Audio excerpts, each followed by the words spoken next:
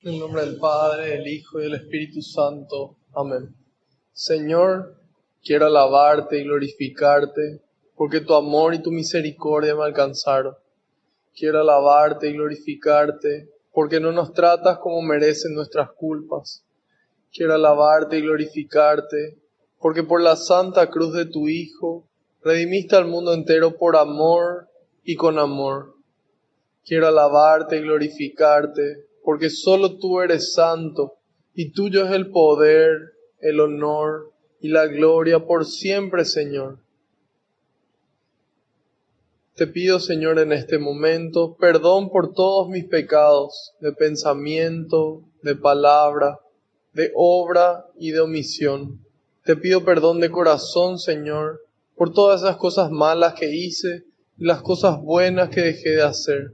Y le invito a que cada uno haga lo mismo en este momento, en el silencio de su corazón.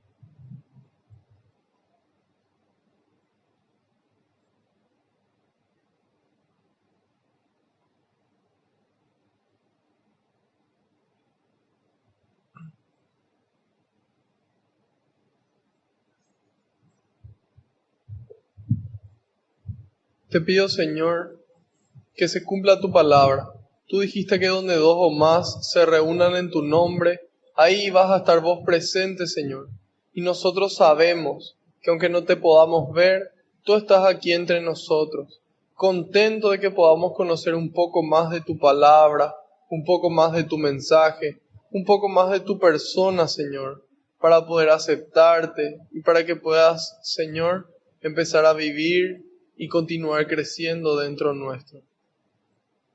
Te pido, Jesús, que tú vayas por delante, que puedas allanar los caminos, que puedas arar la tierra de nuestra mente y nuestro corazón, para que esta semilla que se va a sembrar, que es tu palabra, pueda dar fruto y fruto en abundancia. En algunos el 30, en otros el 60 y en otros el 100%, Señor. Te pido que yo decrezca por completo y sea tu Espíritu Santo el que me inunde. En este momento, Señor, te entrego cada una de las intenciones que traemos en el corazón los aquí presentes.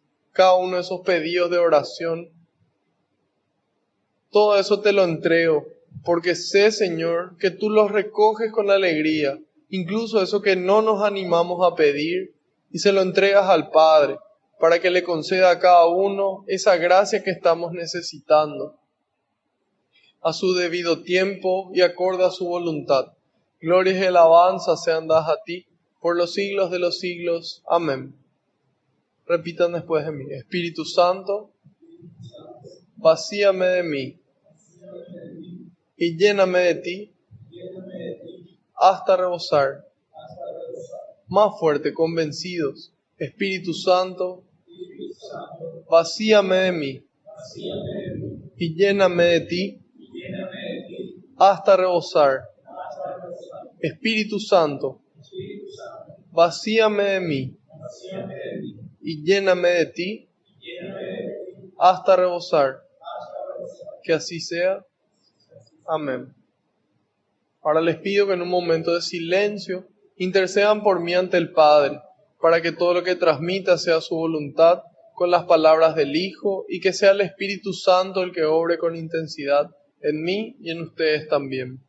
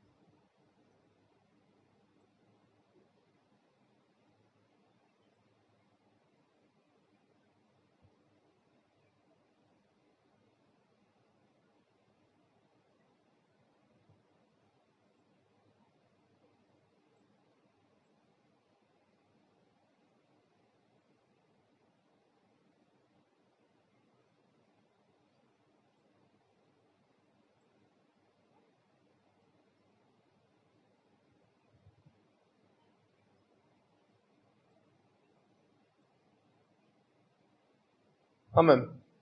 Salmo 8.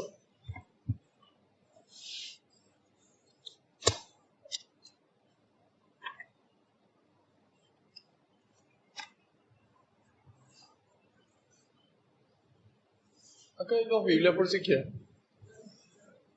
Esta es igual a la mía. La misma traducción.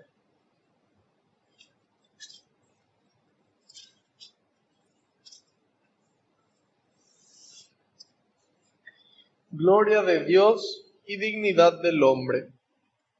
Oh Señor nuestro Dios, qué grande es tu nombre en toda la tierra, y tu gloria por encima de los cielos. Hasta bocas de niños y lactantes recuerdan tu poder a tus contrarios, y confunden a enemigos y rebeldes. Al ver tu cielo, obra de tus dedos, la luna y las estrellas que has fijado, ¿qué es el hombre para que te acuerdes de él? ¿Qué es el hijo de Adán para que cuides de él? Un poco inferior a un Dios lo hiciste, lo coronaste de gloria y esplendor. Has hecho que domine las obras de tus manos. Tú lo has puesto todo bajo sus pies. Ovejas y bueyes por doquier, y también los animales silvestres, aves del cielo y peces del mar, y cuantos surcan las sendas del océano. Oh Señor, Dios nuestro, qué grande es tu nombre en toda la tierra. Palabra de Dios, te alabamos, Señor.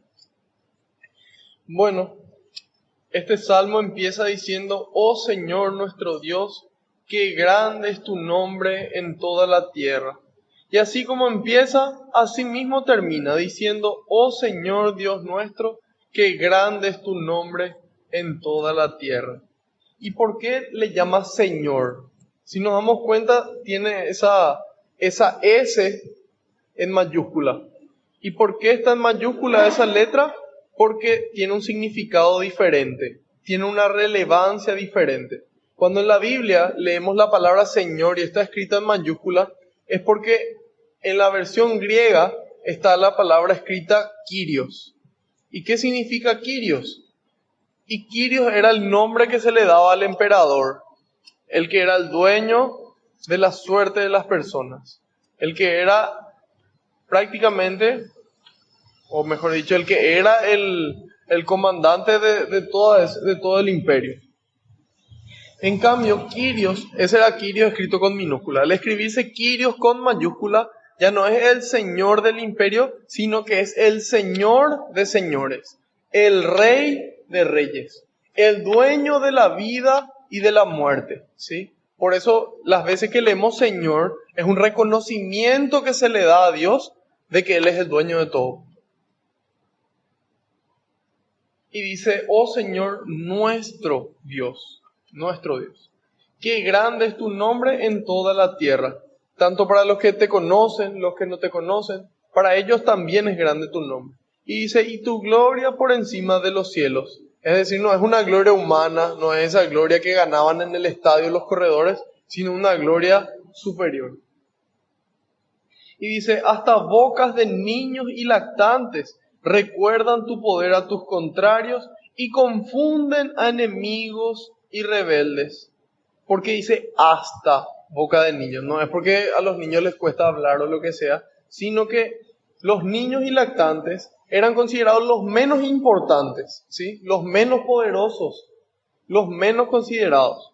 Entonces dice, hasta esos menos considerados cuando proclaman tu nombre, le confunden a los enemigos y a los rebeldes. Es decir, no importa quién sea el que pronuncie el nombre del Señor, el poder del nombre del Señor es el mismo.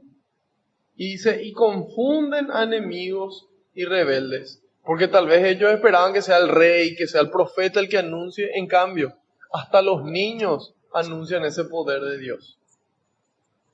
Después dice, al ver tu cielo, obra de tus dedos, la luna y las estrellas que has fijado. Entonces ahí nos damos cuenta de cómo el rey, ¿sí? Teniendo su palacio, él en ciertos momentos sale de ese palacio para poder ver las estrellas. Y en esa desconexión de todas sus riquezas, de toda esa realeza, él se conecta con su Creador y puede admirar el cielo, la luna y las estrellas. Y ahí él dimensiona lo pequeño que es él, comparado con toda la creación. Y dice, ¿qué es el hombre para que te acuerdes de él? Habiendo animales gigantescos, animales con mucha fuerza, habiendo estrellas con muchísima energía, ¿por qué el hombre? ¿Sí? ¿Qué es el hijo de Adán? ¿Por qué el hijo de Adán? Porque si es un pecador, es el hijo de un pecador, ¿sí? Y famoso el dicho de tal palo, tal astilla, ¿verdad? Entonces, ¿qué es el hijo de Adán? Sino un pecador para que vos le cuides. Y la palabra cuidar es muy especial porque es un amor que implica esa protección, ¿sí? Y dice, ¿qué es el hijo de Adán? ¿Qué es el pecador para que vos, Dios que creaste todo esto, vos le cuides? Entonces ahí él se declara humilde, ¿sí? Nosotros muchas veces, por nuestros conocimientos, o por nuestra apariencia, o por los bienes que tenemos, creemos que somos superiores al resto. A lo mejor no decimos nada, pero sentimos y pensamos eso. En cambio aquí el salmista nos ayuda a hacernos acordar de que nosotros somos todos iguales ante los ojos de Dios, ¿sí? Y que a cada uno le cuida con el mismo amor. Y vemos como aquí dice, un poco inferior a un Dios lo hiciste, un Dios con minúscula. Ahí nos damos cuenta de esa diferencia. Y dice, lo coronaste de gloria y esplendor. ¿Cómo nos coronó de gloria y esplendor el Padre? Primero que nada nos coronó de gloria y esplendor haciéndonos a nosotros a su imagen y semejanza. Nosotros fuimos creados a imagen y semejanza de Dios. ¿Y qué implica eso? Implica que tenemos dos características que nada en el resto de la creación tiene. Tenemos libertad y tenemos la capacidad de amar. Ningún otro animal, ser, estrella o lo que sea tiene esa capacidad, de esa libertad y esa capacidad de amor. Entonces de esa forma Dios nos corona de gloria y haciéndonos hijos suyos. San Pablo nos dice, a través del bautismo nos volvemos hijos adoptivos de Dios. Imagínense que los ángeles, con todo el poder, con todo el esplendor que ellos tienen, ellos no son hijos de Dios. Cuando nosotros leemos el Antiguo Testamento, encontramos ahí el motivo por el cual el demonio, que era un ángel, ¿sí?, puro espíritu, se rebela contra Dios. Y ahí nos dice que es por envidia. ¿Envidia de quién? De este hombre, de esta creación de Dios que fue coronado y que puede llegar a ser familia de Dios. Los ángeles siempre van a ser servidores de Dios.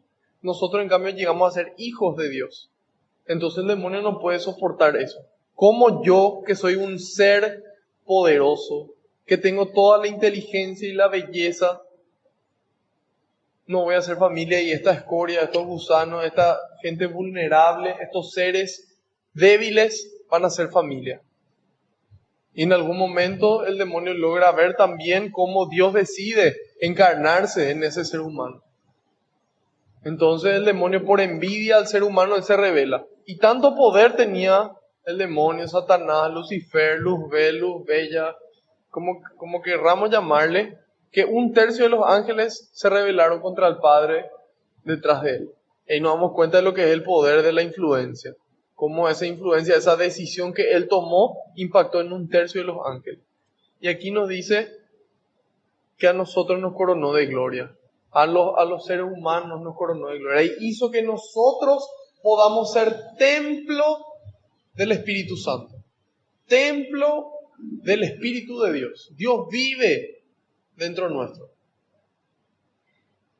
Entonces nosotros estamos llamados a poder cuidar esta gloria, a poder cuidar este templo donde vive, con las cosas que comemos, las cosas que tomamos, las drogas que ingerimos. Estamos llamados a cuidar este templo, a cuidar nuestro cuerpo y también asimismo a cuidar nuestra mente, las cosas que nosotros leemos, las cosas que nosotros vemos, las cosas que nosotros escuchamos.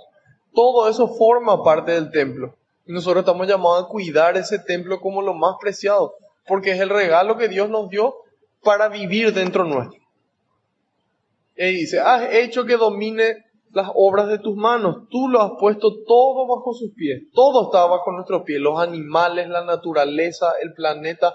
Todo Dios lo creó para que nosotros, los hombres, podamos darle gloria a Él.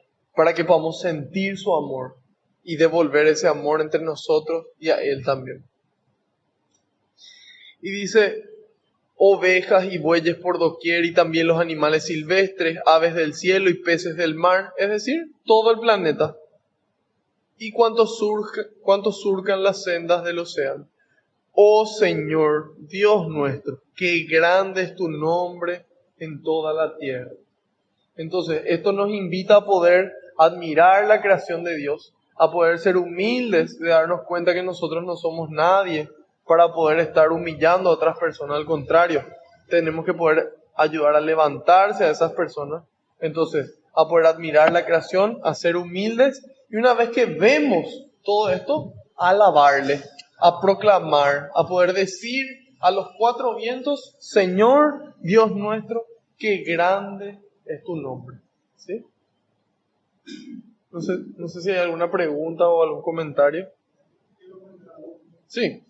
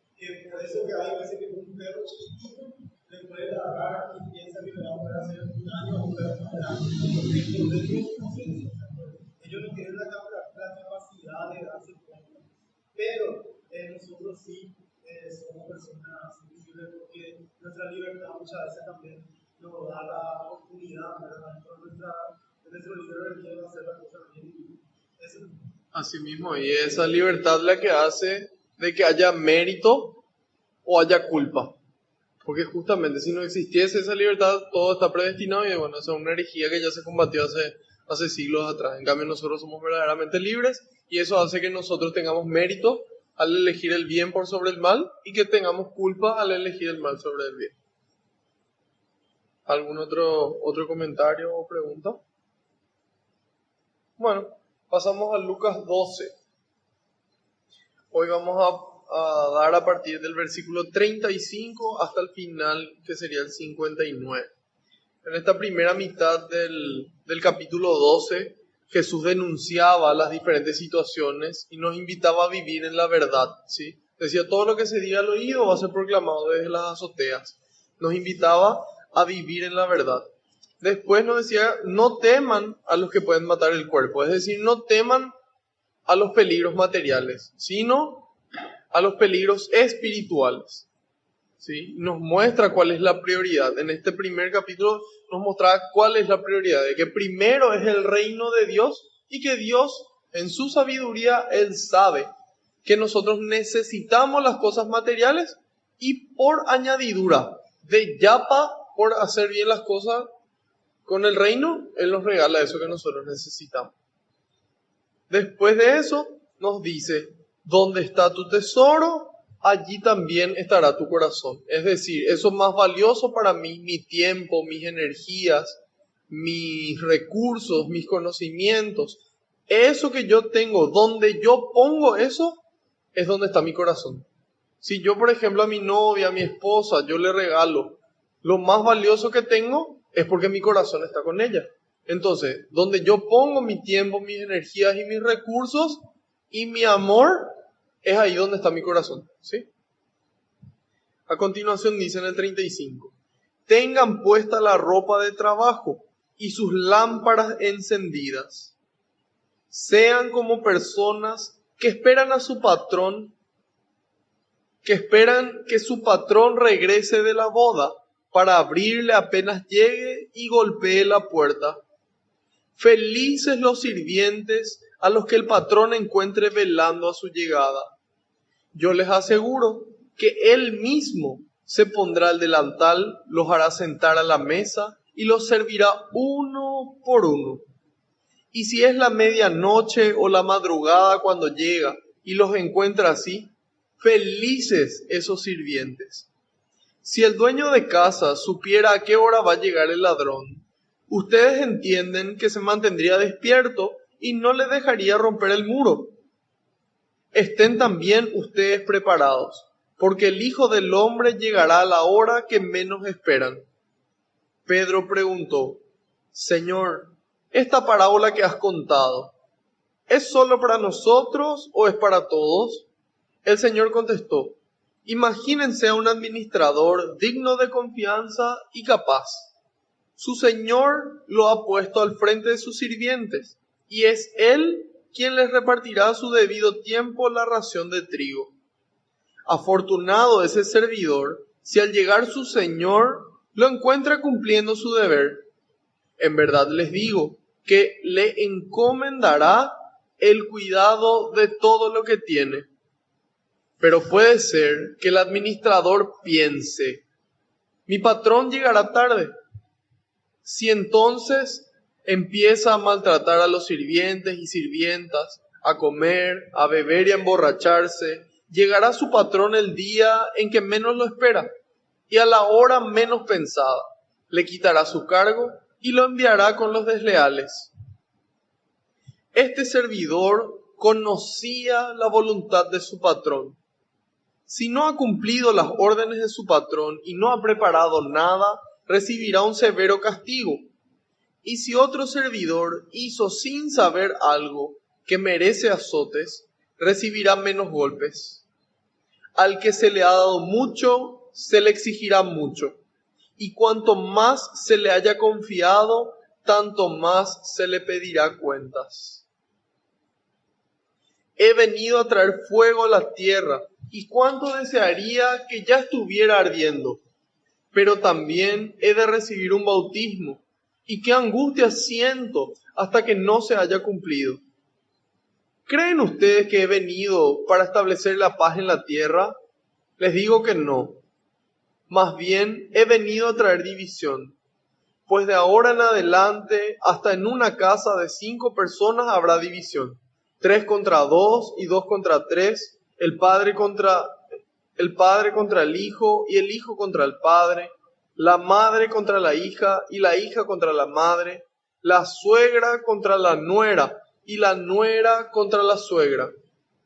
También decía Jesús a la gente: cuando ustedes ven una nube que se levanta por el poniente, inmediatamente dicen: va a llover, y así sucede. Y cuando sopla el viento del sur dicen: hará calor, y así sucede. Gente superficial, si ustedes saben interpretar el aspecto de la tierra y del cielo, ¿cómo es que no comprenden el tiempo presente? ¿Cómo no son capaces de juzgar por ustedes mismos lo que es justo? Mientras vas donde las autoridades con tu adversario, aprovecha la caminata para reconciliarte con él. No sea que te arrastre ante el juez y el juez te entregue al carcelero y el carcelero te encierre en la cárcel. Yo te aseguro que no saldrás de allí hasta que no hayas pagado el último centavo. Palabra del Señor. Gloria a ti, Señor Jesús. Bueno. ¿Ah? Sí. Sí, hasta el 59.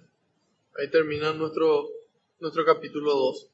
Empieza este capítulo diciéndonos: tengan puesta la ropa de trabajo. ¿Qué significa tener puesta la ropa de trabajo? Es más fácil si nos vamos a una traducción más literal de la versión griega, que dice: tengan ceñidos los lomos, dice. Tengan ceñidos los lomos. ¿Y por qué es más fácil? Porque eso nos remonta al contexto judío. los judíos tengan ceñidos los lomos. Los lomos. ¿Y por qué dice eso? Porque los judíos usaban túnicas, ¿sí? Usaban los mantos. ¿Y qué tenían que hacer? Tenían que ceñirse, o sea, tenían que levantar y tener atado las puntas de los mantos y de las túnicas, ¿sí? Entonces el lomo es como la espalda. Entonces ceñidos los lomos es que tengamos esa vestidura atada. ¿Y ellos para qué se ataban, se ceñían esas vestiduras? Para trabajar, ¿sí? Para poder trabajar cómodamente. Entonces, es decir, estén siempre listos para trabajar para Dios. Estén siempre listos para construir el reino de Dios. Eso significa tengan puesta la ropa de trabajo. Después dice, y sus lámparas encendidas. Y hay un santo que nos ayuda a nosotros a traer un poco de luz con respecto a esto. Y nos dice cuáles son esas 3 lámparas que nosotros tenemos que tener encendidas. Es primero la recta intención, ¿sí? O la intención recta, la buena intención. Segundo, el estado de gracia. El estado de gracia. Y tercero, las buenas obras, ¿sí? Entonces esas son las 3 llamas que tenemos que tener encendidas. Esa buena intención, esas buenas obras y el estado de gracia, ¿sí? Buena intención, estado de gracia, buenas obras. Esos son los que tenemos que tener siempre prendidos. Y dice, sean como personas que esperan que su patrón regrese de la boda para abrirle apenas llegue y golpee la puerta. Y nos decía Jesús en Apocalipsis 3:20, dice, mira que estoy a la puerta y llamo. Al que me abra,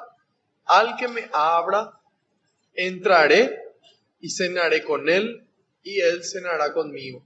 Entonces, el Señor está a la puerta y él golpea. Felices, dice Jesús, felices los sirvientes a los que el patrón les encuentre velando en su llegada, que les encuentre despiertos, que les encuentre concentrados trabajando por el reino. Entonces, nadie sabe ni el día ni la hora en que nos va a llamar el Señor. Entonces, tenemos que estar siempre preparados.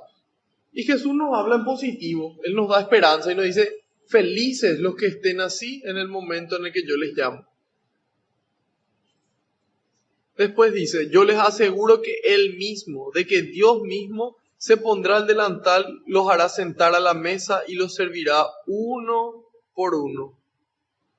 Y si es la medianoche o la madrugada cuando llega y los encuentra así, felices esos sirvientes. Y ahí menciona 2 momentos, menciona la medianoche, menciona la madrugada que viene después. Entonces, ¿qué nos quiere mostrar? De que el Señor hay veces que viene más temprano, tal vez cuando somos niños y ya nos llama a su presencia, tal vez cuando somos adolescentes, tal vez cuando somos adultos, tal vez cuando somos ancianos, pero que a todos nos espera encontrar de la misma forma. Y que sea de medianoche, sea de madrugada, sea de tarde cuando nos encuentre, felices de nosotros si nos encuentra trabajando por el reino, con esas lámparas encendidas, con esa buena intención, con ese estado de gracia y finalmente con esas buenas obras. Y dice, si el dueño de casa supiera a qué hora va a llegar el ladrón, ustedes entienden que se mantendría despierto y no le dejaría romper el muro. Sería muy fácil si es que yo sé cuándo me voy a morir. Entonces vivo mi vida como a mí se me antoja, hasta instantes antes, y ahí me voy, me confieso, me arrepiento y muero y me voy al cielo. ¿Verdad? Entonces aquí nos dice de que nadie sabe, de que nadie sabe. Y hay 2 peligros de jugar a arrepentirme en el último momento. Primero, que no estoy seguro de que va a haber tiempo. A lo mejor el Señor me llama antes. Y segundo, que tal vez haya tiempo, pero estuve tanto tiempo viviendo en el pecado, tanto tiempo esclavizado en el pecado, que cuando el Señor me pregunte, ¿te querés arrepentir? Yo le voy a responder no. No, gracias. Toda mi vida viví así y así me voy a morir. Entonces, esos son los peligros de vivir en pecado sin saber. Pensando, así como dice aquí, el patrón llegará más tarde. En cambio, Jesús nos invita a estar siempre preparados, siempre listos. Y eso dice en el 40. Estén también ustedes preparados, porque el Hijo del Hombre llegará a la hora que menos esperan. Entonces, si estamos siempre preparados, ¿por qué vamos a tener miedo de la muerte? Si nos llama hoy, nos vamos contentos a su presencia, a su amor y a esa paz que nos acaba. Si nos llama mañana, la misma cosa. Si nos llama dentro de un mes y nos regala otro día más de vida, gloria a Dios. Que tenemos un día más en la tierra para compartir con la gente, para llevar el amor de Dios. Entonces, ¿por qué la gente tiene miedo de morirse? ¿Por qué la gente tiene miedo a que venga el Señor? Una de dos. Tienen miedo de morirse porque no están seguros de que exista realmente algo después de la vida, o porque no saben a dónde se van a ir. En cambio, si yo sé que ese lugar existe, yo sé que eso existe, que esa vida existe, y yo sé que viví acorde a la voluntad de Dios, yo vivo tranquilo. Y dejo de preocuparme por la muerte y empiezo a preocuparme y a ocuparme en la vida. Y eso es a lo que nos invita el Señor.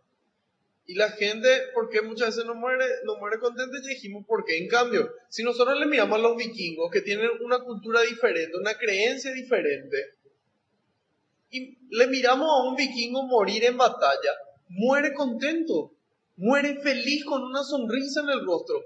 ¿Y por qué? Porque ese vikingo está convencido de que si él muere en batalla, se va directo al Valhalla. Se va directo al cielo de los vikingos. Y ellos felices de que se van a su cielo. ¿Y qué es su cielo? Y bueno, es banquete y batalla eterna. Es irse a seguir batallando y comiendo durante el resto de la eternidad, ¿verdad? Y bueno, eso es lo que ellos creían. En cambio a nosotros se nos reveló el Dios de Israel, el creador, el dueño de la vida y de la muerte. Y nos reveló de que esa vida después es alegría, es paz y es justicia que no se acaban. ¿Sí? Entonces, en la medida en la que yo vivo cada día como Dios quiere, seguro yo puedo morir también con una sonrisa. Y también poder ponerme contento cuando alguien que yo conozco parte para la presencia del Señor.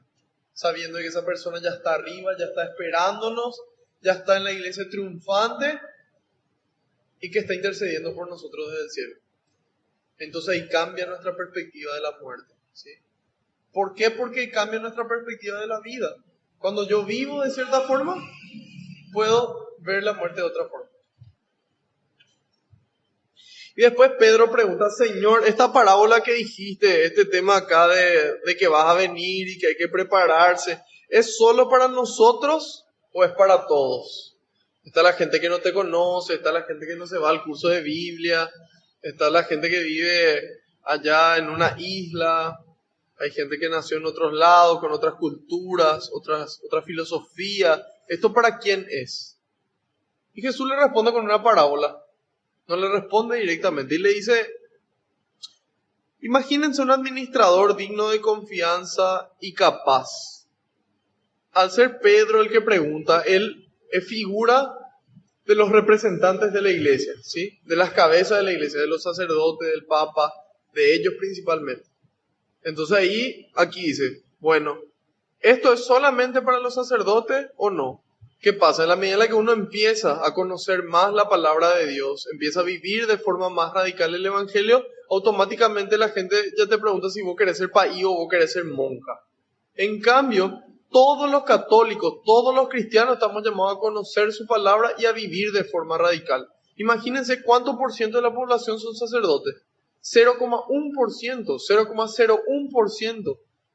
O sea, solamente los sacerdotes tienen que cumplir esto. Y ahí nos damos cuenta de que no. De que somos todos. Y que principalmente los sacerdotes. Que es lo que le va a aclarar ahora Jesús. Y le dice, su Señor lo ha puesto al frente de sus sirvientes y es Él quien les repartirá a su debido tiempo la ración de trigo. Ahí podemos ver ¿Cómo puede ser esto una forma de profecía de cómo ese trigo es el pan que nos reparten a nosotros los sacerdotes?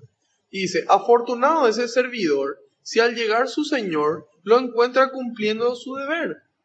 En verdad les digo que le encomendará el cuidado de todo lo que tiene. Pero, puede ser que el administrador piense, dice, piense. Y ahí nos damos cuenta de dónde empiezan las macanadas, dónde empieza a generarse el pecado, en la mente. Todo el pecado que nosotros cometemos pasó por la mente antes de materializarse. Y ahí dice, él pensó. Dice, mi patrón llegará tarde. Entonces, mientras tanto, viva la pepa. Si entonces empieza a maltratar a los sirvientes y a las sirvientas, empieza a maltratarle a la gente, a comer, a beber y a emborracharse, a destruir ese templo sagrado donde vive el Espíritu, llegará su patrón el día en que menos lo espera y a la hora menos pensada, le quitará su cargo y lo enviará con los desleales por la decisión que él libremente tomó. Porque ahí dice, en el 47, este servidor conocía la voluntad de su patrón. Él sabía bien qué quería Dios y qué no quería. Dios muchas veces se revela de forma directa a través de su palabra. Otras veces Dios nos habla a través de la conciencia. A todos los seres humanos, a todos los hombres y mujeres del mundo y de la historia, le puso una conciencia para poder discernir qué está bien y qué está mal.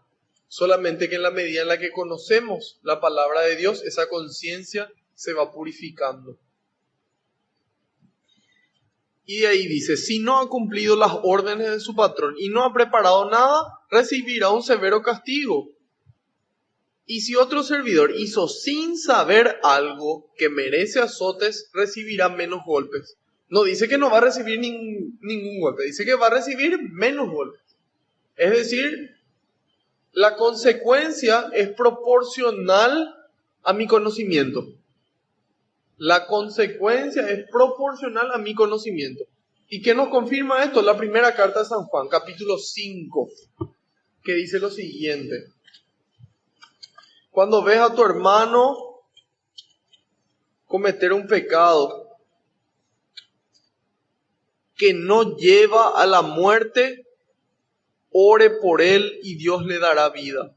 Porque hay también un pecado que lleva a la muerte. Es decir, aquí nos está marcando esa definición de pecado venial y pecado mortal.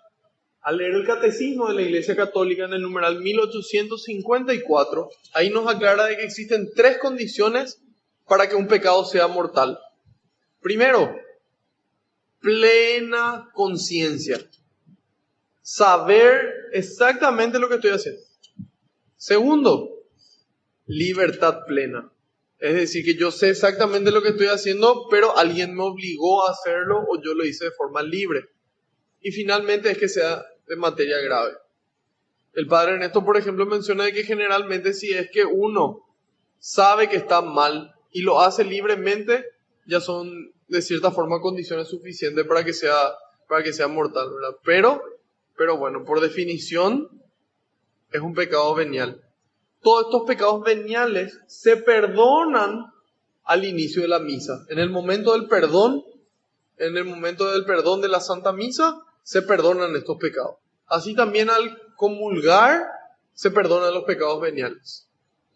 ¿Cuál es el tema? Entonces, ¿necesito confesar los pecados veniales? Sí. ¿Y por qué si es que ya se me perdonó el pecado? Porque el perdón limpia de la culpa, pero hay ciertas consecuencias del pecado, ciertas heridas que el pecado dejó, que son necesarias que sean cerradas y vendadas para que no vuelva a ocurrir.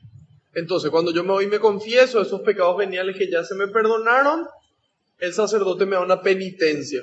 Y esa penitencia es la medicina que me sirve a mí para no volver a caer en ese pecado, para poder restaurar ese daño que el pecado provocó a pesar de ser venial. Y bueno, la diferencia es que el pecado mortal destruye mi relación de amor con Dios. El pecado venial es como que fisura, ¿sí? Y se va filtrando la gracia, pero no una fractura completa. Entonces nosotros para poder comulgar, San Pablo nos dice que tenemos que revisar nuestra conciencia, porque el que comulga, el que se acerca a la mesa y come del pan sin revisar, come su propia condenación, ¿sí? Entonces ahí nos damos cuenta de la importancia de ese estado de gracia que ya habíamos mencionado. Y ahí dice, y el otro servidor sin saber va a recibir azote, o sea, va a haber una consecuencia, pero va a ser menor.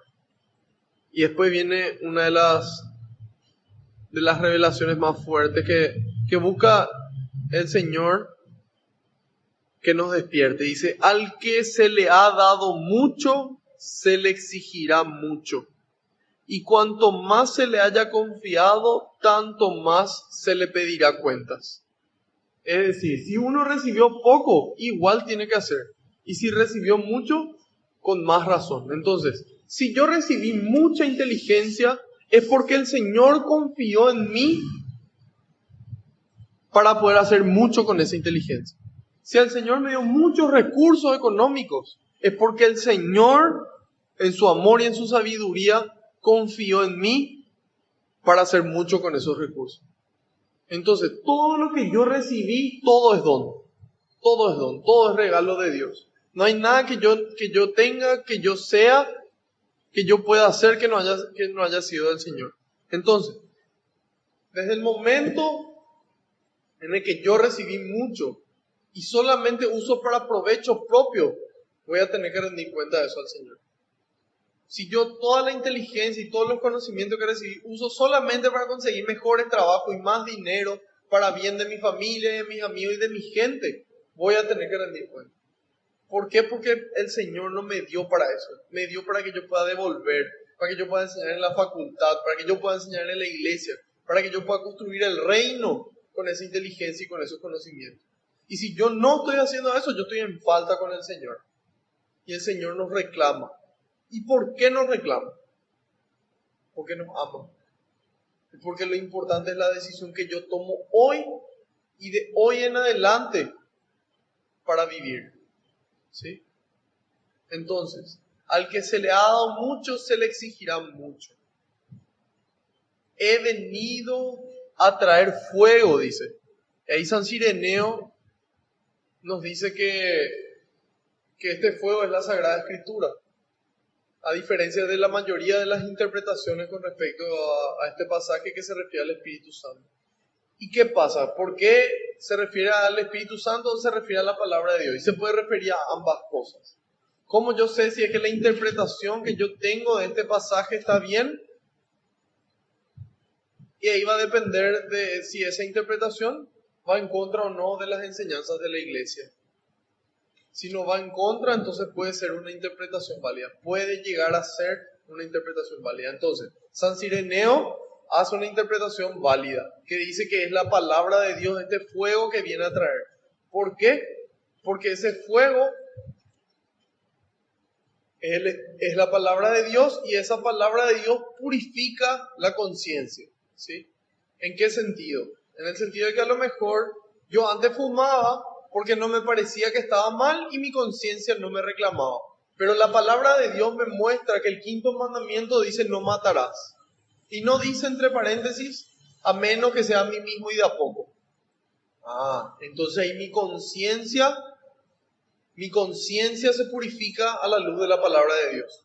Si yo veo una película pirata, si yo descargo una película pirata y digo, ¿qué tiene de malo? Y mi conciencia no me reclama.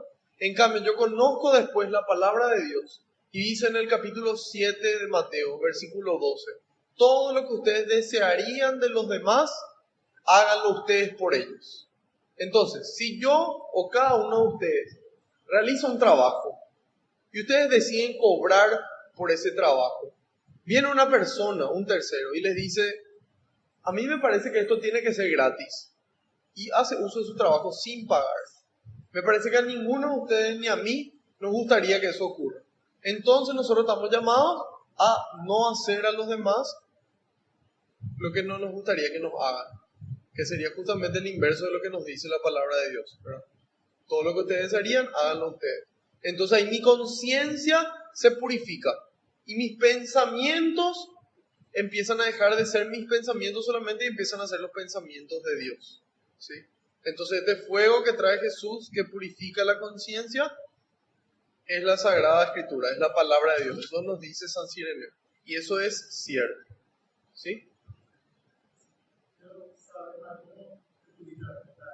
¿De qué?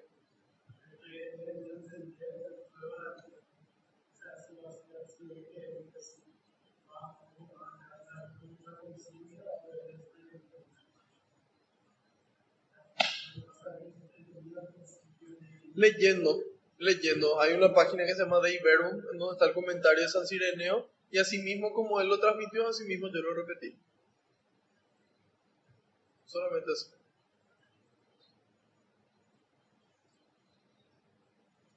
Las demás interpretaciones y las más comunes es que este fuego es el Espíritu Santo, ¿sí? Que es ese fuego que nos transforma, ese fuego que nos empuja a hacer algo. Si yo estoy dentro de mi casa y se prende fuego, yo me voy a quedar ahí. Probablemente no, ¿verdad? Probablemente me empuje a salir de ese lugar y me empuje a hacer algo, ¿verdad? Entonces, ¿y a qué me empuja este fuego del Espíritu Santo? ¿A qué me empuja?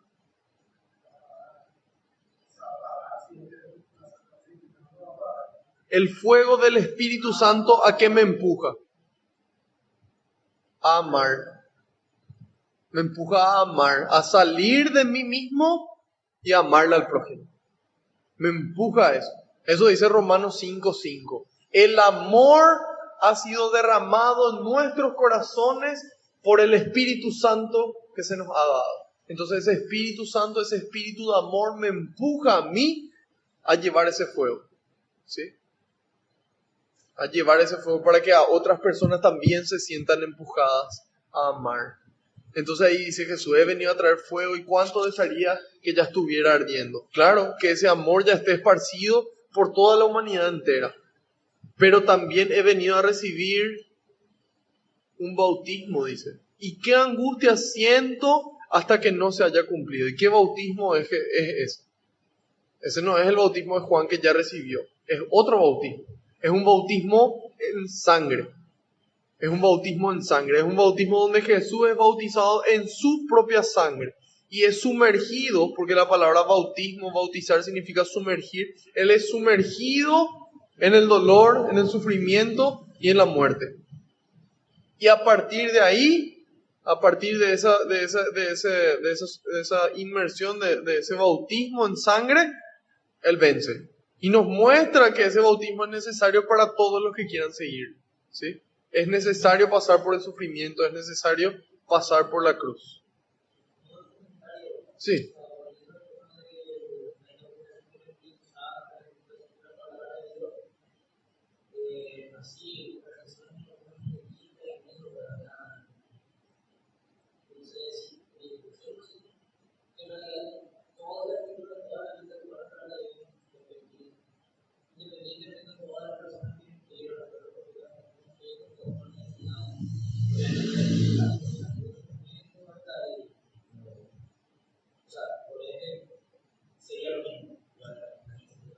Exactamente. Y más adelante vamos a ver luego en la carta de San Pablo, en donde él dice de que toda escritura está inspirada por Dios y cuál es el propósito de esa escritura. O sea que es realmente así. Toda la escritura fue inspirada por el Espíritu, o sea que es de cierta forma lo mismo. Así mismo es. Y entonces ahí hablamos de ese bautismo. Después pregunta Jesús, ¿creen ustedes que he venido para establecer la paz en la tierra? Dice. Les digo que no, más bien he venido a traer la división. Entonces uno se extraña porque al leer una carta de San Pablo dice que Él es nuestra paz. Entonces, ¿cómo puede ser que acá diga que no viene a traer la paz? Pasa que al leer el Evangelio de Juan, en el capítulo 8, en el versículo 12, Jesús dice, yo les doy la paz. Les doy mi paz. Mi paz. La paz de Dios les doy. Que no es la paz como la da el mundo. Ni angustias, ni miedos. Esa es la paz de Dios. Ni angustias, ni miedos. ¿Y cuál es la diferencia entre esta paz de Dios en donde no hay angustias ni hay miedos con la paz humana? que la paz humana es una paz aparente. ¿Y por qué es aparente? Porque solamente la paz humana implica una ausencia de conflictos. ¿Sí? Cuando alguien dice, quiero que en esta casa reine la paz, dice. Lo único que quieren es que no haya pelea, ¿verdad? No quieren que no haya angustia, que no haya miedo, que estén bien, que puedan ser felices, que puedan tener el coraje de decir las cosas que sienten con amor. Y ahí nos damos cuenta de la diferencia entre la paz del mundo y la paz de Cristo. Cristo nos vino a traer esa paz aparente. Él vino a traer esa paz donde no hay angustias ni miedos. ¿Sí? Esa es su paz. Cuando nosotros vivimos constantemente con miedo para hacer las cosas, ahí no está la paz de Dios. Ahí hay algo que trabajar, ahí hay algo que sanar, ahí hay algo que liberar, hay algo que Dios quiere trabajar ahí. Para que yo pueda vivir sin miedo y sentir su paz. Cuando yo vivo triste, vivo enojado, no entiendo qué es lo que me pasa, entonces ahí no está la paz de Dios. Ahí hay algo que trabajar, hay algo que sanar, hay algo que liberar, que Dios quiere liberar en mí, que Dios quiere sanar en mí, para que yo pueda tener su paz. ¿Sí? Y después dice, pues de ahora en adelante, hasta en una casa de 5 personas habrá división. 3 contra 2, 2 contra 3, el padre contra el hijo contra el padre, la madre contra la hija, y la hija contra la madre, y la nuera contra la suegra. Bueno, la nuera contra la suegra, eso ya es medio un clásico, ¿verdad? ¿Cuántos chistes hay con respecto a la suegra? ¡Qué bárbaro!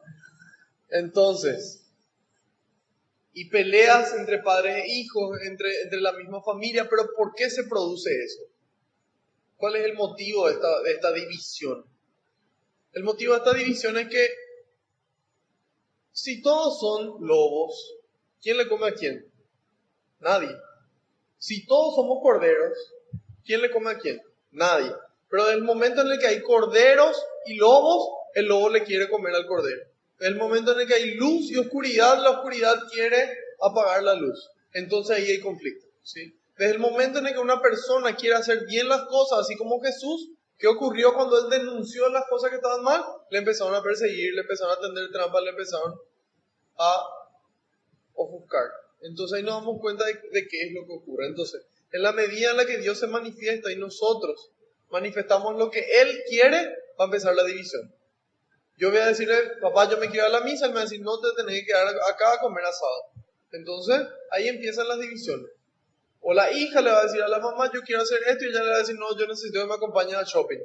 Y ahí empieza la división. ¿Por qué? Porque alguien quiere hacer bien y alguien no quiere hacer de la misma forma. Si toda una familia, todos están guiados por Dios, por ese Espíritu Santo, ese espíritu de la unidad, porque Jesús dijo, sean uno para que la gente crea. Sean uno para que la gente crea que el Padre me envió. Entonces, ese Espíritu Santo, ese espíritu de unidad, donde todos pueden permanecer unidos. Y ahí no hay división. Ahí no hay padre contra madre, hijo, no. Es el espíritu de la unidad. Entonces, cuando el Espíritu Santo reina, entonces ahí no hay división en esa familia. Cuando hay división, cuando hay personas que están con el Espíritu y personas que no. Y después dice, también decía Jesús a la gente, cuando ustedes ven una nube que se levanta por el poniente, inmediatamente dicen, va a llover, y así sucede. Y cuando sopla el viento del sur, dicen, hará calor, y así sucede. Gente superficial,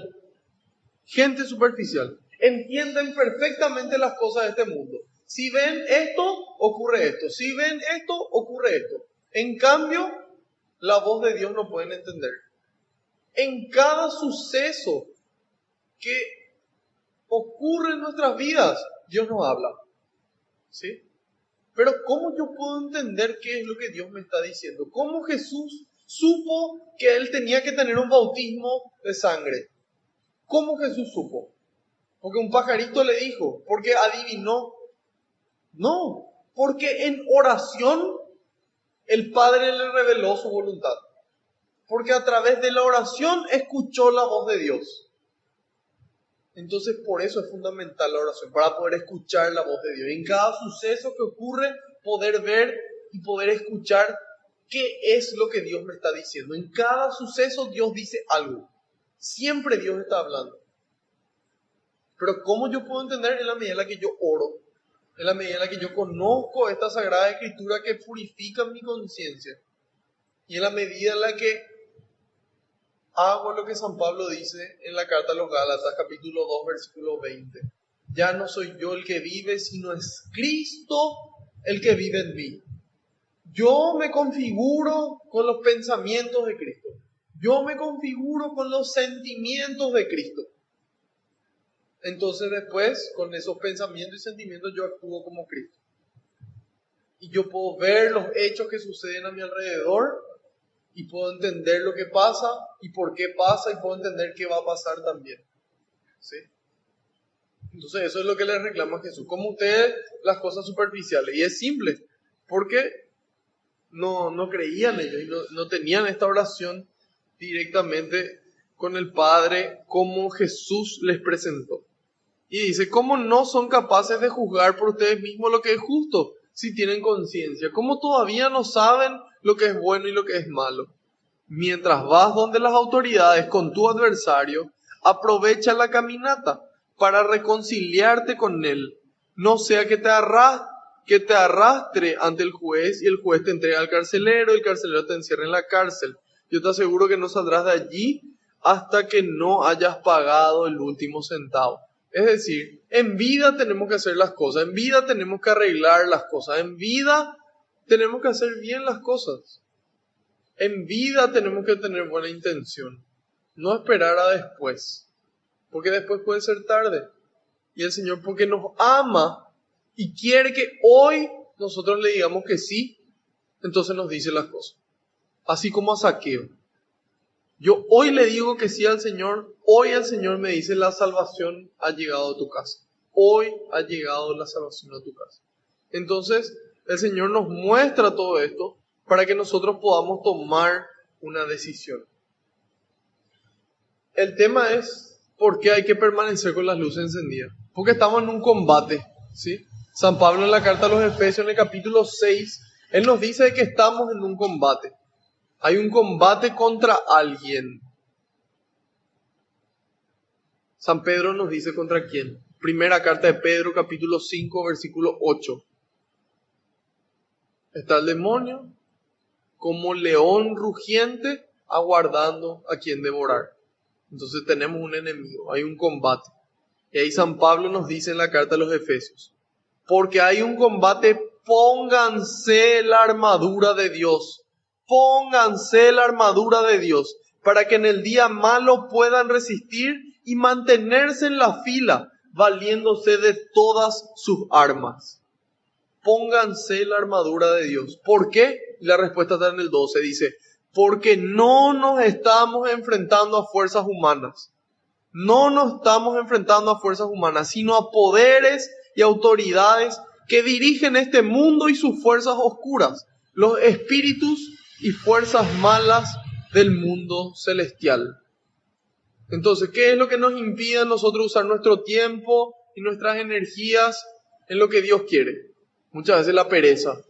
¿Qué es lo que nos impide gastar nuestro dinero en esa persona que tiene hambre? En esa persona que no tiene para su medicamento, que no tiene para su educación. Nuestra codicia. Y nos damos cuenta que nos impide a nosotros construir el reino, estos enemigos. Que diariamente estamos en una batalla, estamos en una guerra. Por eso pónganse la armadura de Dios. Tomen la verdad como cinturón, la justicia como coraza. Estén bien calzados, listos para propagar el evangelio de la paz. Tengo que conocer el evangelio. Tengan siempre en la mano el escudo de la fe y así podrán apagar las flechas incendiarias del demonio. Creer de que Dios tiene más poder, Dios tiene poder para vencer. Yo creo eso, entonces yo puedo apagar esas flechas incendiarias. Por último, usen el casco de la salvación y la espada del Espíritu, o sea, la palabra de Dios. O sea, la palabra de Dios. Vivir en la verdad, la justicia, la fe. Y nos dice, ¿para qué sirven todas estas armas? Dice en el 16, segunda carta a Timoteo, capítulo 3, versículo 16. Toda escritura está inspirada por Dios. Toda escritura está inspirada por Dios y es útil para enseñar, rebatir, corregir y guiar en el bien.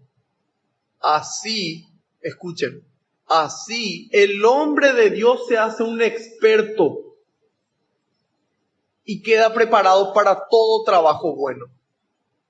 Entonces, si yo quiero ser un buen hijo, si yo quiero ser un buen esposo, si yo quiero ser un buen padre, si yo quiero ser una buena madre, una buena hija, ¿qué tengo que hacer? Y acá dice, volverme un experto.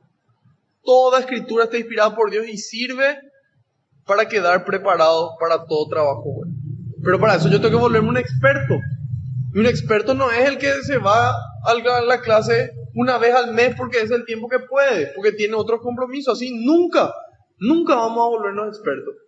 Nunca vamos a estar preparados para toda obra buena.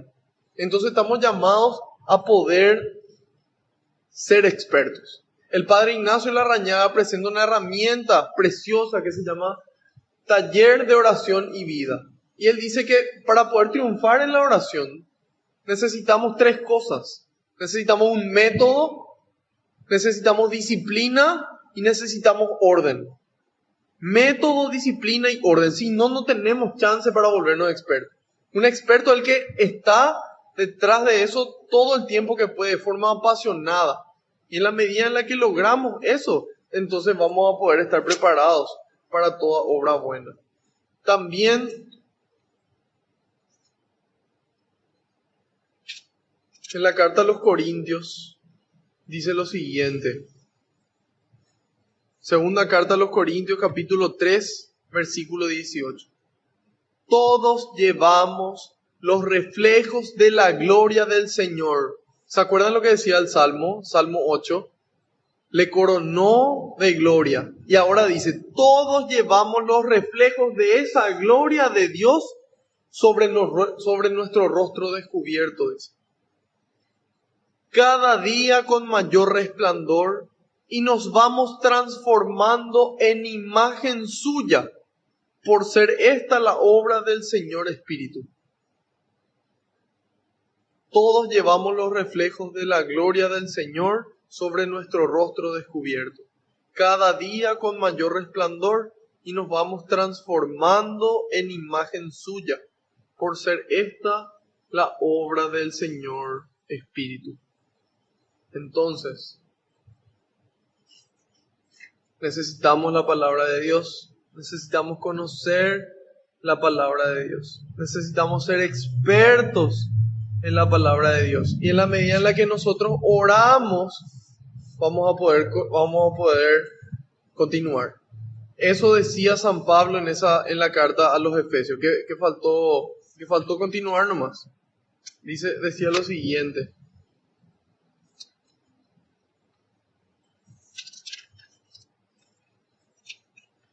Decía en el 18, habíamos terminado, o sea, la palabra de Dios. Y en el 18 dice, vivan orando y suplicando. Vivan orando y suplicando. Vivan. Oren en todo tiempo según les inspire el Espíritu. Velen en común y perseveren en sus oraciones sin desanimarse nunca, intercediendo en favor de todos los santos sus hermanos. Rueguen también por mí. Vivan orando y suplicando. Oren en todo tiempo, según les inspire el Espíritu. Y ahí nos damos cuenta de lo fundamental de la oración.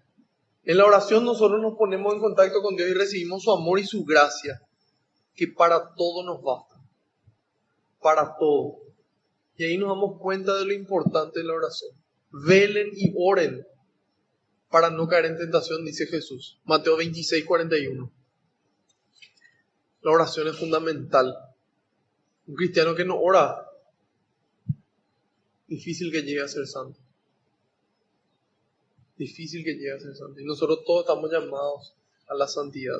Entonces, la oración nos permite colocarnos la armadura. Si yo no tengo esa buena intención, yo no tengo esa lámpara, le pido, Señor, yo quiero una buena intención como la tuya. Dame. Señor, yo no estoy logrando mi estado de gracia. Dame la oportunidad de confesarme. Señor, yo no estoy logrando obras buenas. Dame la fuerza, dame tu gracia y que tu gracia me baste. Dame tu gracia. Yo necesito método, orden y disciplina. Media hora sagrada todos los días. Todos los días. Media hora sagrada. Donde es Dios y yo. Ya sea al iniciar el día, al terminar el día y todos los días en el mismo orden. Porque si no dependemos de nuestras ganas. Si dependemos de nuestras ganas estamos muertos. Imagínense un esposo que no tiene más ganas de verle a su señora, entonces se va y le busca a otra mujer. Imagínense un sacerdote que se cansa, no tiene ganas de ser sacerdote y se va y vive una noche de soltero. Y ahí nos damos cuenta de lo peligrosas que son las ganas. Que nosotros no podemos depender de las ganas, nosotros tenemos que tener disciplina y orden. Y así vamos a poder lograr ser expertos. Y así vamos a poder ser buenos hijos, buenos padres, buenos cristianos, buenos ciudadanos, dando testimonio de lo que hace Dios y su palabra en nuestras vidas. Y eso es lo que quiere Jesús. Él vino a traer ese fuego, Él vino a traer esa paz. Para eso vino. Vino para mostrarnos que se sufre y que es necesario sufrir, es necesaria la cruz para llegar al trono, que no hay otro camino. Y que esto va a ser lo más difícil que nosotros vamos a hacer en nuestras vidas. Pero que el premio que vamos a recibir va a ser el más grande que se pueda recibir en esta vida. Ni ojo vio, ni oído oyó. Nadie puede ni siquiera imaginarse lo que Dios tiene preparado para nosotros. No sé si hay alguna pregunta o algún comentario. Muy claro todo, ¿verdad? Entonces, haciendo un resumen, estemos preparados todos los días. Siempre listos. El Señor me llama hoy, hoy me voy. El Señor nos llama hoy, hoy nos vamos. Para que nos diga, bendito de mi Padre, paso a ocupar el lugar que fue reservado para ti desde el inicio de los tiempos. Felices. Felices al que nos encuentre así. Y en la medida en la que renunciamos a nosotros mismos, nosotros en esta vida ya empezamos a ser felices. La palabra de Dios nos dice que somos más felices en dar que en recibir. Entonces estamos llamados así como Jesús a poder en oración discernir qué es lo que hay que hacer en cada oportunidad. En oración recibir la gracia y la fuerza para poder hacer todo lo que hay que hacer con el amor que hay que poner. ¿Sí? Sí.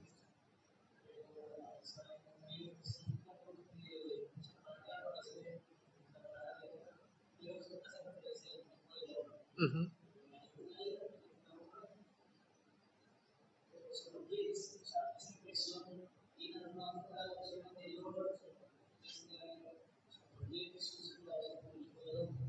Uh-huh.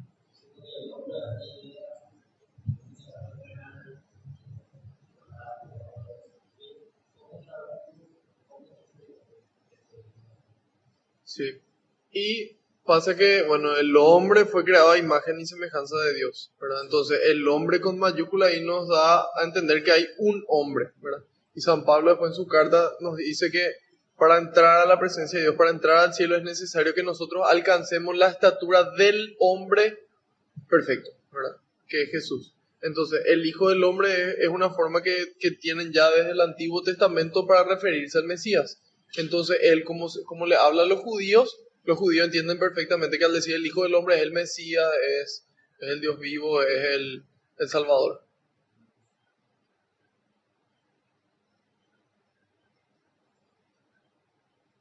Y sería el Hijo del Hombre porque, bueno, es la segunda persona de la Santísima Trinidad. El hombre sería el Padre, ¿verdad? El Hijo del Hombre sería Jesús, el Hijo de Dios. No sé si para alcanzar la estatura perfecta, no recuerdo, tengo que buscar. Después envío al grupo.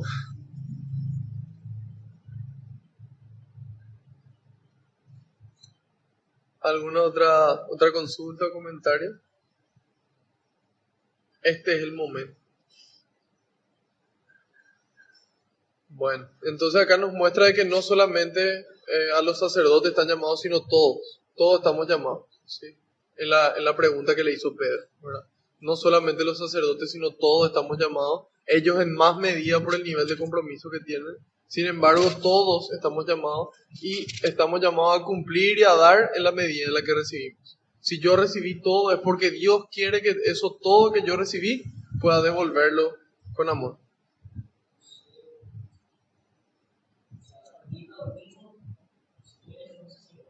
Sí,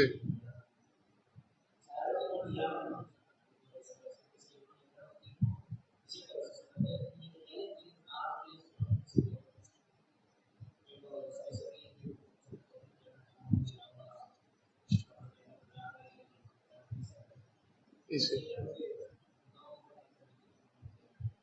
Inclusive si generalizas más al ser todos nosotros sacerdotes, todas las personas que no son sacerdotes también están llamadas a seguir su conciencia y a poder vivir como Dios quiere y como Dios les fue mostrando a través de sus pensamientos, ¿no? Y a través de su conciencia. Entonces ahí nos damos cuenta de que justamente el nivel de exigencia va aumentando en la medida en la que la gente no le conoce a Dios, está mal y va a recibir menos azotes. Yo le conozco a Dios diferente. Si yo tengo una vida consagrada a Dios, aún más, ¿verdad? Es proporcional.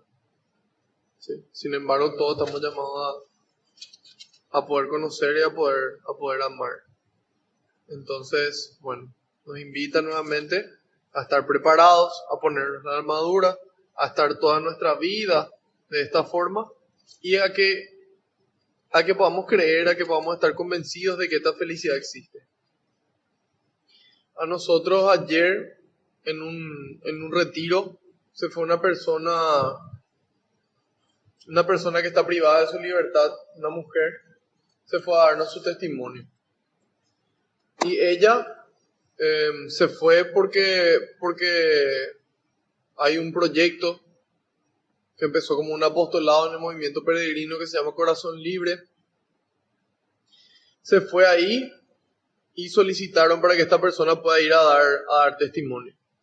Este apostolado empezó como apostolado porque solamente personas del movimiento podían servir.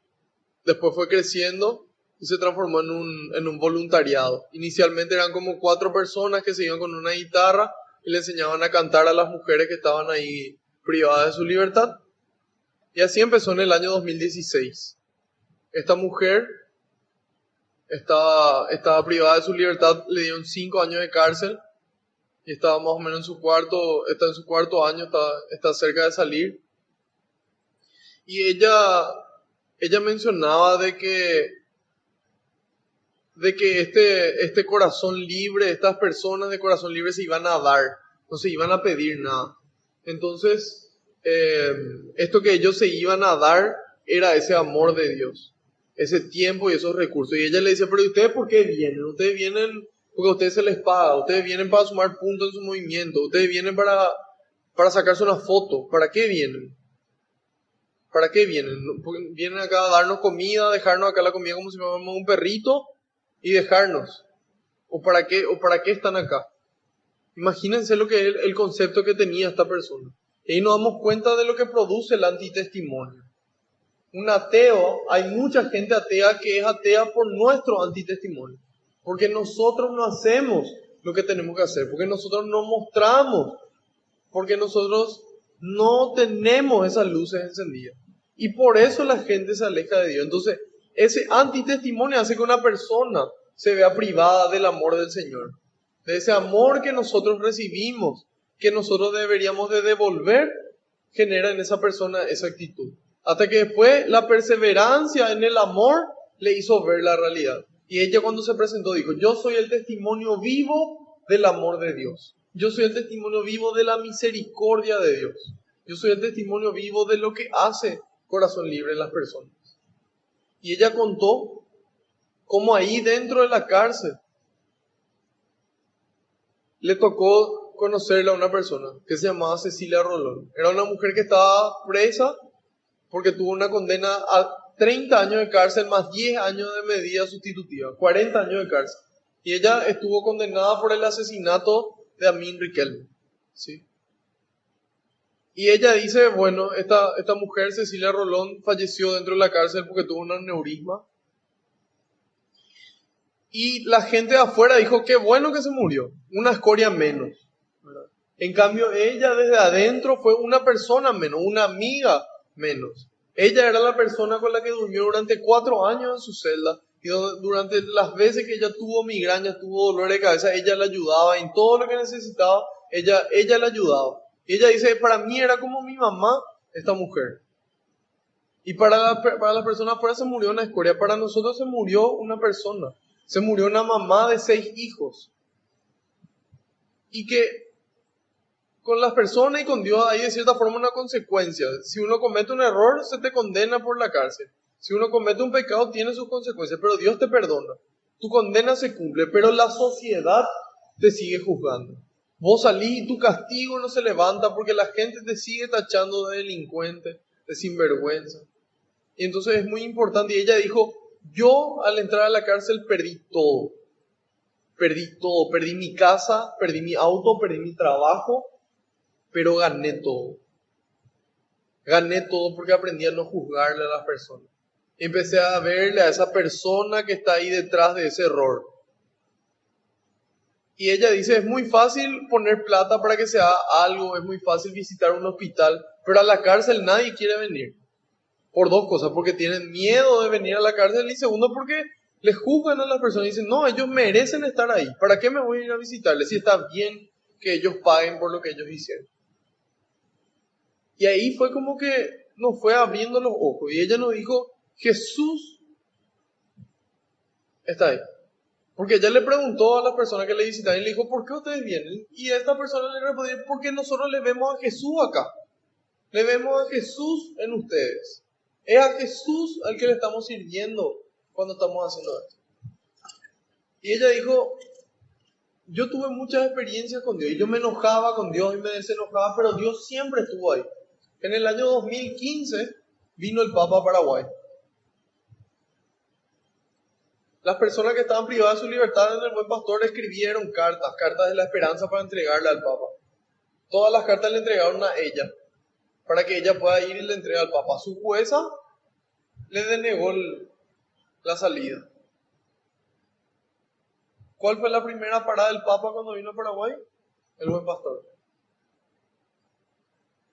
Se va hasta la puerta y ella necesitaba llegar hasta la puerta nomás ya. Tampoco le dieron permiso. Vino un sacerdote y le dijo, cuando Dios quiere las cosas, van a suceder. Y le llevó hasta la entrada a ella y ella se fue y le entregó esas cartas de la esperanza al Papa y el Papa mismo le dio la bendición. Y ahí nos damos cuenta de cómo es Dios, ¿verdad? De cómo es Dios, de que Dios no mira nuestro pecado, Dios nos mira a nosotros y nos ama con infinito amor gratuito e incondicional. Nosotros no podemos hacer nada de lo que nosotros podamos hacer durante toda nuestra vida va a hacer que Dios nos ame más de lo que ya nos ama. Porque así es Él. Él quiere que nosotros mejoremos para que nosotros podamos ser más felices, para que le podamos hacer más felices al resto. Y por supuesto que ahí Él se pone más feliz, pero su amor no cambia. Y ese es el amor que sintió esta mujer. Y eso le llevó este testimonio a una persona que estaba ahí a decir, este corazón libre que está en el Buen Pastor, sería bueno que podamos llevar a la cárcel de menores de Itagua. Y ahí nos damos cuenta de cómo impactan las cosas que nosotros hacemos. Las cosas que nosotros hacemos hace que las cosas pasen y que cosas no pasen. Ella contó y dijo, yo tengo un hijo que tiene más o menos 15 años. Yo estudié tal y tal cosa, dijo él. Y cuando yo salga, mi hijo puede llegar a ser el novio de la hija de alguno de ustedes. Y si yo influyo negativamente en esta persona, mi hijo va a influir negativamente en ustedes, finalmente. Porque su hija le va a querer y va a estar enamorada, y entonces esa influencia negativa le va a influir. Entonces cuando yo influyo en una persona que está dentro de la cárcel, estoy influyendo no solamente en ella, sino en todas esas personas que están a su alrededor, que son entre 20 y 35 personas a las que yo estoy influyendo. En Paraguay hay 15.000 personas privadas de su libertad al día de hoy. 15.000. O sea que imagínense ayudarle a esas personas a reinsertarse en la sociedad. Son 15.000 por 3, son 45.000. Por 30 son 450.000 personas a las que le estamos ayudando por ayudarle a 15.000. 450.000 personas, es una ciudad entera, una ciudad grande. Es un tercio de toda Asunción. Y ahí empezamos a medir lo que es el impacto. Y como esa influencia negativa también puede ser positiva. Y cuando nosotros influimos positivamente en las personas, podemos generar un cambio. Podemos construir el reino de Dios. Y ahí nos damos cuenta de lo importante que había sido nuestra tarea. De por qué Dios nos dio tantas armas, tantos dones, porque hay mucho trabajo. Entonces, si yo recibí mucho y no estoy dando nada, estoy en falta con el Señor. Y al Señor lo que le importa no es lo que yo hice, sino lo que yo hago hoy. La decisión que yo tomo hoy. Entonces, hoy es un buen día para volver al Señor. Hoy es un buen día para cambiar mis prioridades. Hoy es un buen día para influir positivamente en las personas. Porque lo que yo deje influir también afecta. ¿Sí? Entonces, pongámonos esta armadura de Dios, mantengámonos en oración, seamos firmes, tengamos disciplina, no dependamos de nuestras ganas. Y aún así, y a través de eso, vamos a poder construir el reino con más intensidad y van a ser frutos como los que Jesús quiere. Jesús dijo, den fruto y que esos frutos permanezcan. Que esa conversión de vida llegue para las personas y llegue y se quede en sus vidas hasta el final. ¿Sí? Bueno, vamos a darle gracias a Dios. Señor, quiero darte gracias por este hermoso día que nos regalaste, por esta hermosa oportunidad de compartir en tu nombre, de conocerte un poco más, de mostrarnos estas herramientas, de mostrarnos esta realidad, de reclamarnos, Señor, esto que estamos haciendo mal por amor y con amor, para que podamos mejorar, para que podamos estar siempre listos, con buenas intenciones, en estado de gracia y con buenas obras, Señor. Te pido, Señor, que todo lo que se dijo se quede grabado en la mente y en el corazón, para poder aceptarlo y llevarlo a la práctica todos los días. Te pido, Señor, tu gracia, para que esa gracia nos baste para hacer todo como corresponde. Que nos podamos volver expertos en tu palabra, para estar listos y preparados para todo trabajo bueno. Siempre con ese lomo ceñido, siempre preparados para construir el reino. Gracias, Señor, por permitirnos servirte en tu presencia y por tanto amor, por darte a conocer a nosotros, para poder llevarnos a esa felicidad y a esa paz, en donde no hay ni angustias ni miedos. Gloria y alabanza sean dadas a ti, por los siglos de los siglos. Amén. Envía, Señor, más obreros a la viña, porque la cosecha es grande y los obreros son pocos. Y te decimos todos juntos, Padre nuestro que estás en el cielo, santificado sea tu nombre. Venga a nosotros tu reino. Hágase tu voluntad en la tierra como en el cielo. Danos hoy nuestro pan de cada día. Perdona nuestras ofensas, como también nosotros perdonamos a los que nos ofenden. Y no nos dejes caer en la tentación, y líbranos del mal. Amén. Madre Santa, te damos gracias por ser ejemplo para nosotros de esas buenas intenciones, de ese estado de gracia, tú que eres la llena de gracia, y también por mostrarnos esas buenas obras durante toda tu vida, mientras que vivió tu Hijo, y después también, por mostrarnos que la ira de Dios, que la ira del hombre no realiza la justicia de Dios, sino tu dulzura. Gracias por interceder por nosotros, por pedir para nosotros todas las gracias, por acompañarnos en el camino y mostrarnos ese camino a Jesús para que podamos hacer lo que Él nos dice. Gracias, Madre, por amarnos. Dios te salve María, llena eres de gracia, el Señor es contigo, bendita tú eres entre todas las mujeres, y bendito es el fruto de tu vientre Jesús. Santa María, Madre de Dios, ruega por nosotros los pecadores, ahora y en la hora de nuestra muerte. Amén. San Miguel Arcángel, defiéndenos en la batalla. Sé nuestro amparo contra la perversidad y acechanzas del demonio.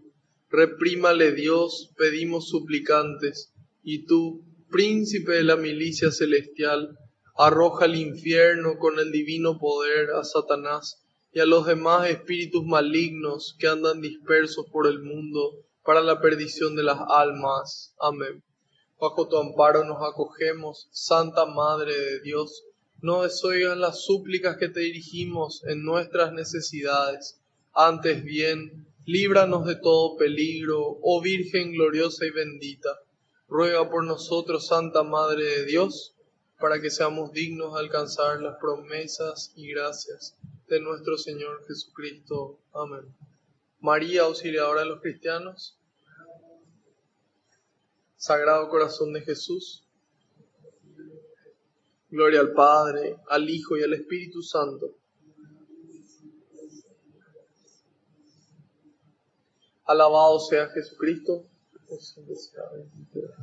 Que la paz y la alegría del Señor nos acompañen a todas partes. Amén. En nombre del Padre, el Hijo y el Espíritu Santo.